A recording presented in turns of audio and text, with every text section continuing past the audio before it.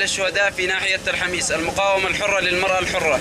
رفعت الشهيدة ساكينة جانسوس ورفيقاتها هذا الشعار منذ أن تمسكنا بنهج المقاومة الحرة للشعوب المضطهدة والمرأة المهمشة، حيث تعتبر الرفيقة ساكينة جانسوس من النساء اللواتي استطعن تحقيق التوازن بين رفض الخضوع والاستكانة للعادات والتقاليد البالية والمحافظة على القيم المقدسة التي اكتسبتها من البيئة التي نشأت فيها. وقد بدأت مسيرتها بمبادرتها ضمن المصانع والمعامل ليس من أجل المال، وإنما لتوسع دائرة معرفتها بالشابات وإيجاد الفرصة لفتح النقاشات معهن وإرشادهن لطرق تنظيم الذات من خلال الانضمام لحزب العمال الكردستاني. من مؤسسي الحزب واحد قيادي في حركة المرأة الرفيقة ساكنة جانسوس، خلال مجزرة ارتكبتها استخبارات التركية في 9 كانون الثاني في باريس.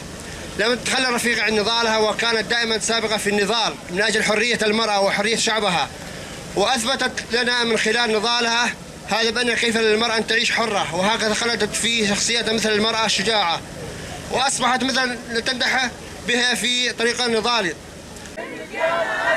جل شيانا